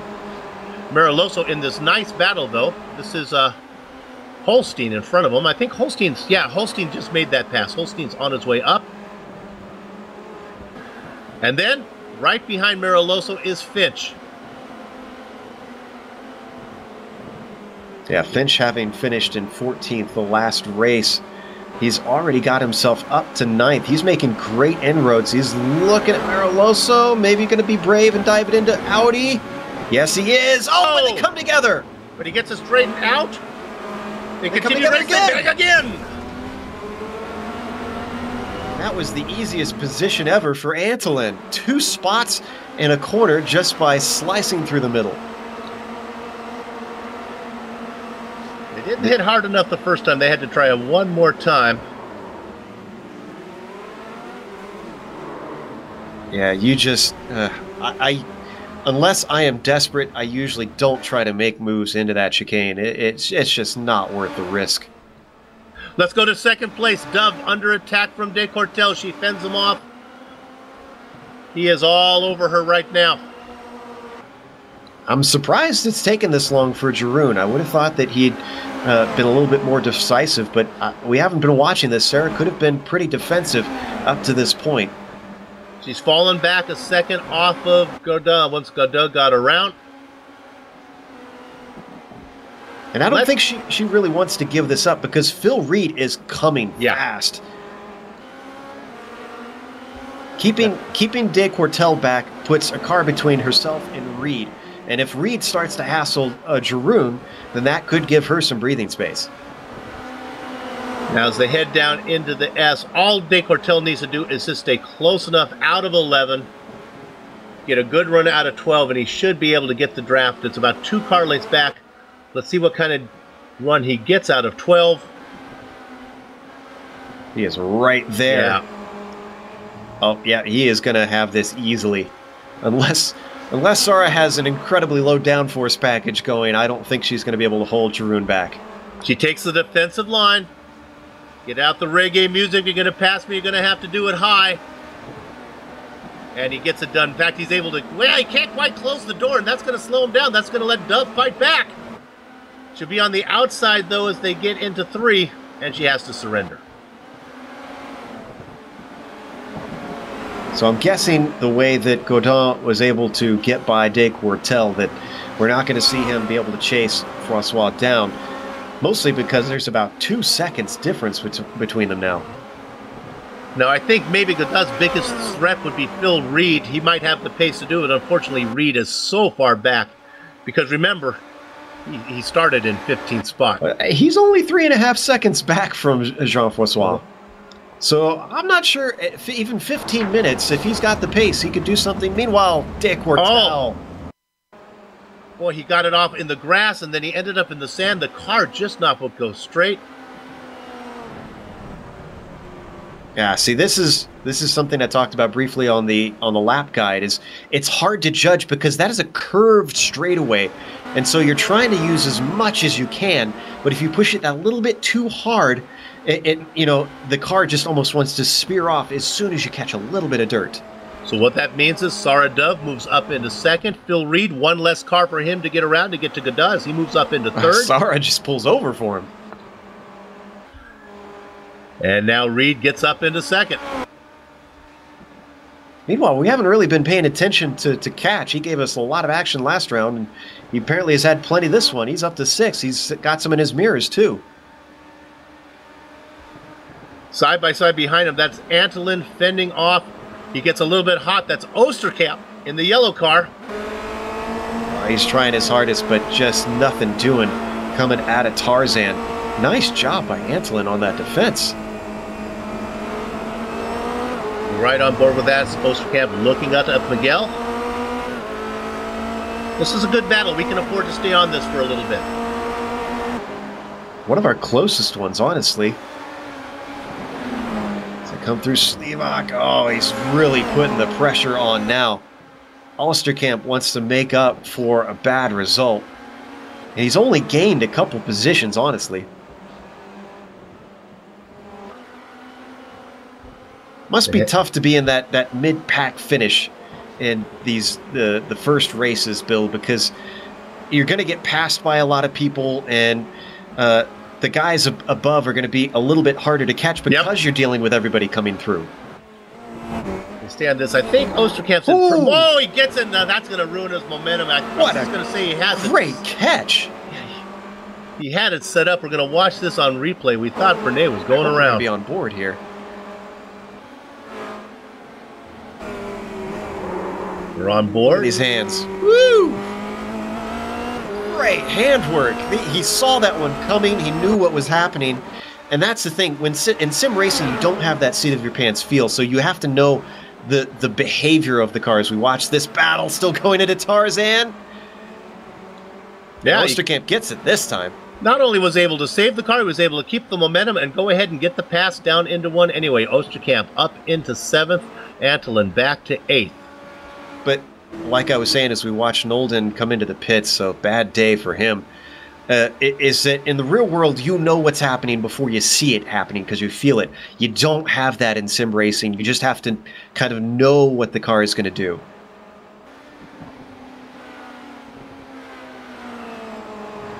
Let's look at Lubomir Morris. I believe he just had a spin, nosed it in. In fact, he was a lap down anyway. Not Lubomir's day.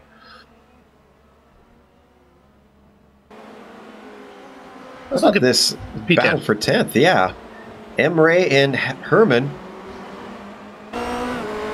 Ooh, he's got a great run on him coming out of Vodafone. We've seen this go wrong once down in Audi. Herman wasn't there to watch it, but he doesn't stick his nose in, thankfully.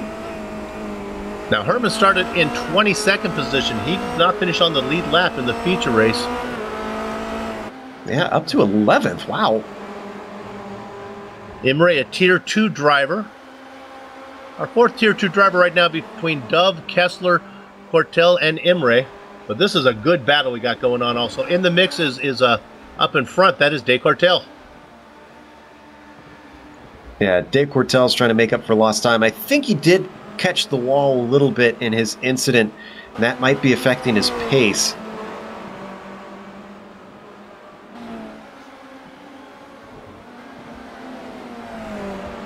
Look at that battle. Yeah, that's a good one.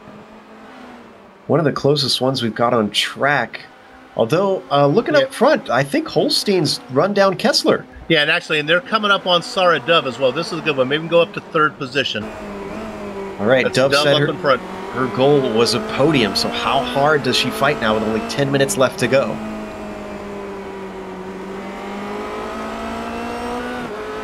Kessler and Holstein, 2 veterans. Dove also a veteran. She's been around for several seasons now.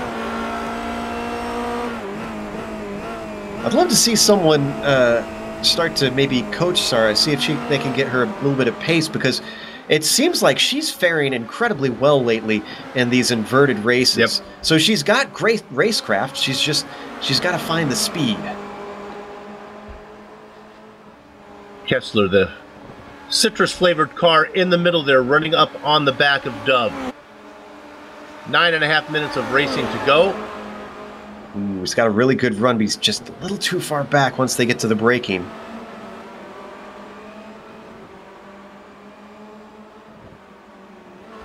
You and your car flavors worry me sometime, though. Yeah, that's... Got to use all your senses when you're racing. Oh, this is about to get very interesting. Holstein's now right on top of Kessler.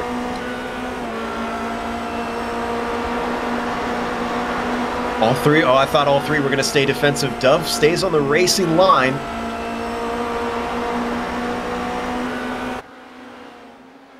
She's starting to hold it right about in the middle of the track in certain places, but she keeps coming back in the braking zone. Probably a smart move. Oh, they almost come together, and that's Kessler's momentum interrupted. Beautiful job by Holstein as he gets it to the inside.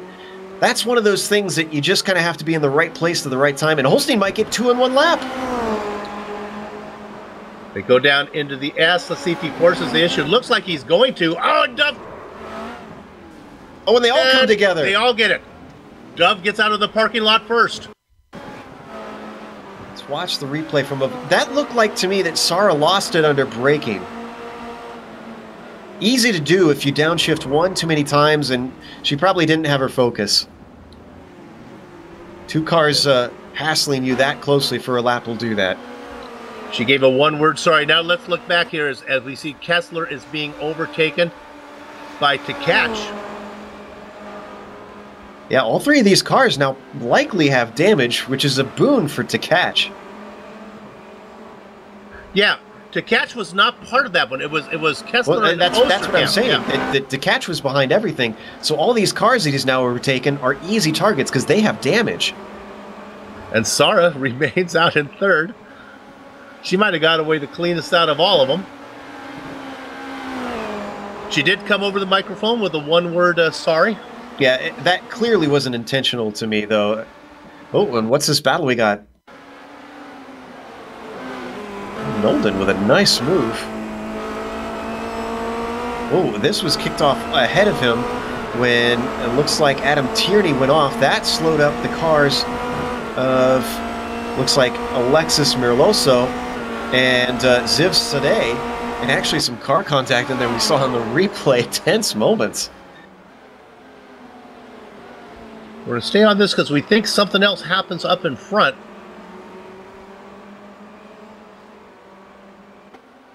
And we think Nolden goes off. We'll follow this a little bit farther here. And there it is. Oh.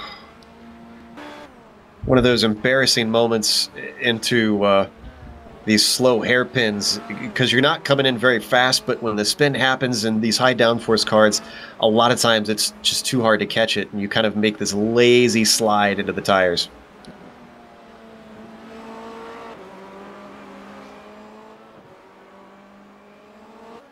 All this going on behind Jean-Francois Godin, who has moved up 4 seconds up on Phil Reed.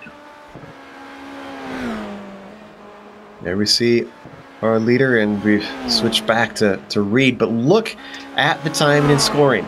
Dove still holds third, now down to 5 minutes to go. And Tkach hasn't made quick inroads on her. Osterkamp in 5th.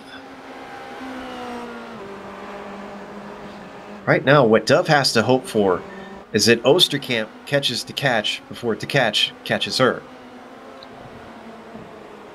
With just about 5.5 minutes of racing to go, she's got a shot at it.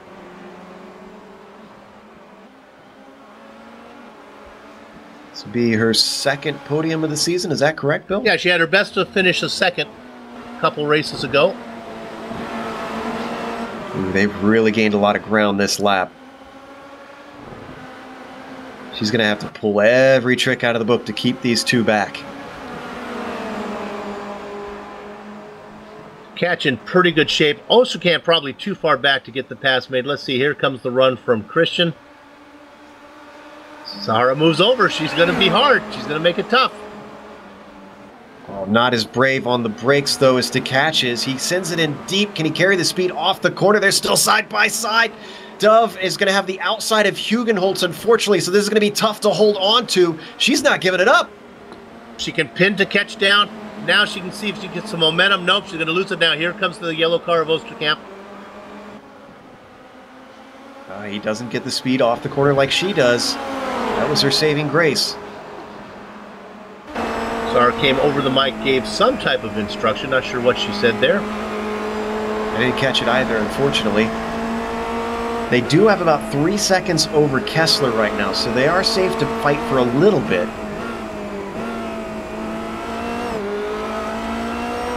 Looking at primary colors out there. You have Tkach in the red car, Sarah in the blue car, and the yellow car of Osterkamp. It's a pink. Oh, come on. She's It's in not pink, blue. Bill.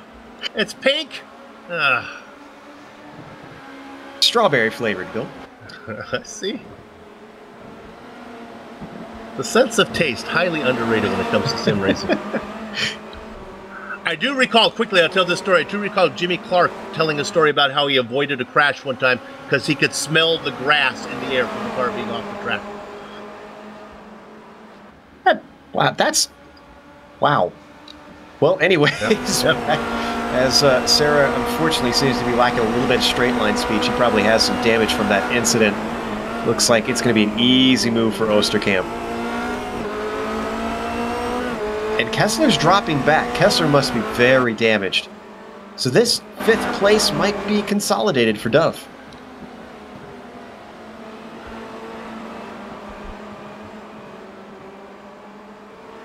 Let's go back to P9 real quick. This is Emre and Stefan Herman.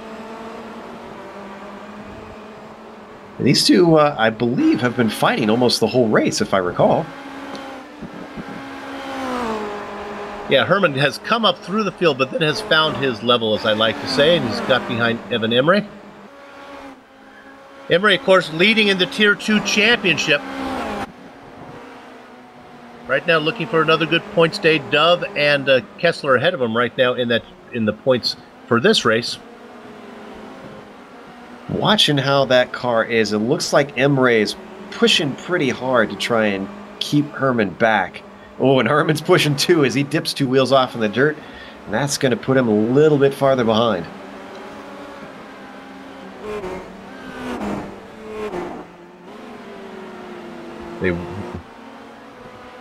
Let's drop back a little bit farther. We'll go back to Casper Side-by-side action. Yeah. That's Bruno Dometer. Goes to Bruno.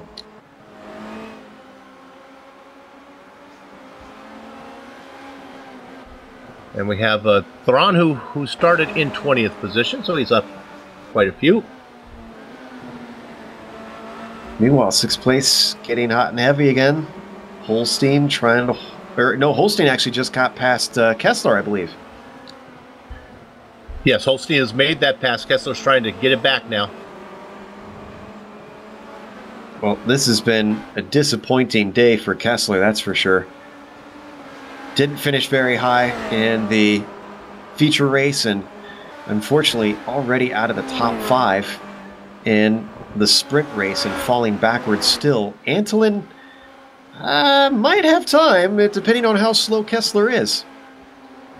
The good news for Kessler, though, he is not retiring from iRacing as reported by some of the commentators, so he'll be happy to hear that. Reports of his demise are greatly exaggerated. Greatly exaggerated, yes. White flag coming out. That battle may be interesting back there, 7th, 8th, 9th, and 10th, as they start to close up a little bit. But sure enough, I hope you took my advice and got to the betting window as Jean-Francois Godin. Don't know what kind of odds they gave you, but he's worked his way from 6th position up to the front. He's taken the white flag. Former champion has a 4-second lead over Phil Reed. Well, I tried to get in there, Bill, but I only had a button and a fortune cookie in my pocket. And they didn't take that. That won't do. Interesting battle for third. It might be something to keep an eye on. This is Osterkamp about 4 or 5 car lanes behind to catch. If he could get it a little bit closer, he might have time to get the run. Start-finish line is far enough down the straightaway here where you can actually get it done on the last lap if you got a good run. Yeah, but you have to be very, very close, and you have to count a little bit on the driver ahead not getting a good exit to try and get that slingshot by before the first corner, unfortunately. Looking at Christian to catch, former champion racing in 3rd position, former champion Jean-Francois Godin in the lead, former champion Phil Reed in 2nd. Well, this has been a great race from Godin. Started in 6th. It was made a little easier because of his bad finishing position earlier, but he's made good on it. And all he has now is he's full throttle. He works through Ari Leyendijk. Sees the checker flag in front of him. Round number 11, the sprint race from Zandvoort goes to Francois Godin. Phil Reed takes 2nd. Christian Tkach is going to get 3rd. Antelin's creeping up on Kessler. This could still happen. He's within half a second. He's a little bit too far back. I think Kessler's going to manage 7th. But right behind them, though, here comes Imre. Watch this. Here comes Herman. Herman with a run. Is he going to get there before the start-finish line? No. Oh, so close. Great finish for Sarah Dove, taking the top 5, though. Looking back to see if we have any other battles. I don't believe so. We can just follow them around. We're looking at Bruno Dometer. We saw him make a pass earlier to get up to 12th. He comes across ahead of Casper Thron. Bill, has this happened before? Ziv Sade is the last car on the lead lap again. Yeah. Well, he's hoping there's another sprint race to get that pole position one more time. Let's do it again. All right.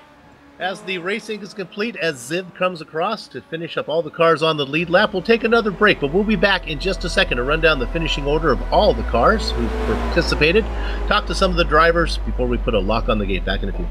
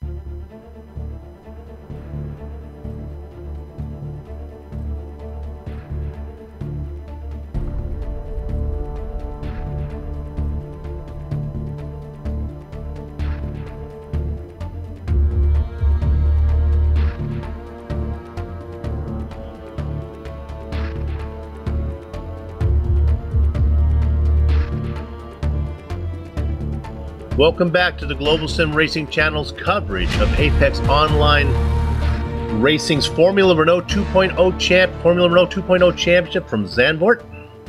It is round number 11 of 12, and let's run down the finishing order of the sprint race that just took place. Jean-Francois Godin was your winner. He came from 6th for the first. Phil Reed, Christian DeCatch behind him round out your podium. Renee Osterkamp, Sarah Doves, she started 3rd, had the lead for a while. She's going to finish in 5th. Christoph Holstein, Patrick Kessler, Miguel Antolin, Evan Imre, and Stefan Herman round out your top 10. Joseph? Then in 11th, you've got Jeroen de Quartel, followed by Bruno Dometer in 12th.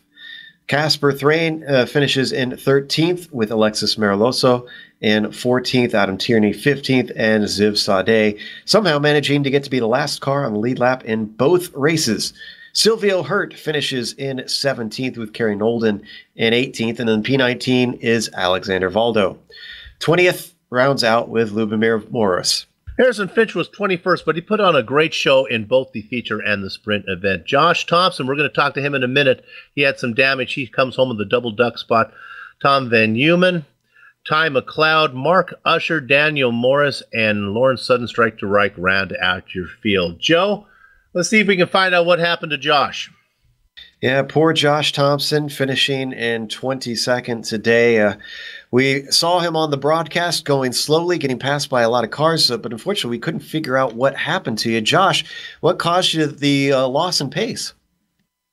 I had an incident going to turn 1, went around the outside of Bruno, around the outside to turn 1, and I don't know what happened, but he touched, car lifted off the ground, slammed, and I lost all feedback really. Just had no front end or anything, and obviously I knew straight away I had a lot of front wing damage and stuff, so it was literally even if I tried to defend in the corner, people could still drive past me no matter what, so it was just pointless really. So I started to box it and call it. Yeah, that's understandable. Now, unfortunately, it seems like with the fact that you had to come through the field, even though you had pretty good results in the first race, considering the circumstances, the second one didn't pan out either. Do you think COTA holds anything better for you, with it being a little bit more wide open than this track? Yeah, 110%. COTA, I really enjoy driving that track. I love it. Like last season, I think I was next best to Berryman last season, so I should be quite strong there. I knew I was going to struggle with this track. I really don't like the track in the Renault Zandvoort, so hoping for a better comeback next week. Well, commiserations on the sprint race finish, and we look forward to seeing you at COTA. Yes, sir. That was Josh Thompson. Bill? All right, let's go ahead and take a second to talk to Sarah Dove. Sarah, let's take it as chronologically here. What a great start. Yeah, I got a little bit caught out by as if he sort of slowed down, so I had to kind of avoid him and then try not to hit Alexis and then try and go around the outside, and then somehow I was in first, and it was just trying to go as fast as possible and not fight anyone so that less people catch me. Right, a sound strategy. So did the car get away from you there on the when you had your incident? Yeah, the Phillip Island brake pedal struck again, and I kind of locked their ears a bit. Really sorry to Patrick and Chris about that, because I know it hurt their races. So I'm happy with 5th. So. Yeah, well, you were able to salvage. You were first out of the parking lot there of all those cars, and then to catch an Osterkamp got around you, but 5th place. Nice job from you today. Yeah, it's not quite as giddy as second place, but it's still really good. And I don't think I'll be doing the same at COTA, because it's not a very good track for me. But we'll see, maybe. You can see it starting to come together for you. Good luck, and we look forward to seeing you next season. Thank you. Sarah Duff, 5th place here today. She has one more event before we wrap it up. Do we have anyone else that we can talk to here? We have how about Evan Emre? Let's go ahead and talk to him, our tier 2 Tier 2 leader, I'll let Joe talk to Evan. Evan, you lost 2 spots, but considering you started a little bit farther up to the front, are you satisfied with that finish? Well, the first couple of laps were a bit crazy. There was some questionable driving in the sprint race, but somehow I made it back up to a reasonable position, and I think after that result, me and Patrick Kessler are now tied on points for the Tier 2 championship after Ty had a disaster of a night. So it all comes down to next week, who wins Tier 2. Is that something that's extremely important to you, coming away with this Tier 2 championship? And will that then, if you manage to take it, will that mean that you're fighting for Tier 1 next season? It's most likely I'll be moved up to Tier 1. Even though I'm not Tier 1 pace, I'm just one of the most consistent drivers out there, and I just get the points every week. So yeah, it would be really nice to win Tier 2, because I'm probably going to get moved up regardless, so it'd be tough to miss out on that championship. So yeah. Now, you seemed a little bit vocal in the races today. What was we didn't quite catch? What were you talking and who were you talking to about it?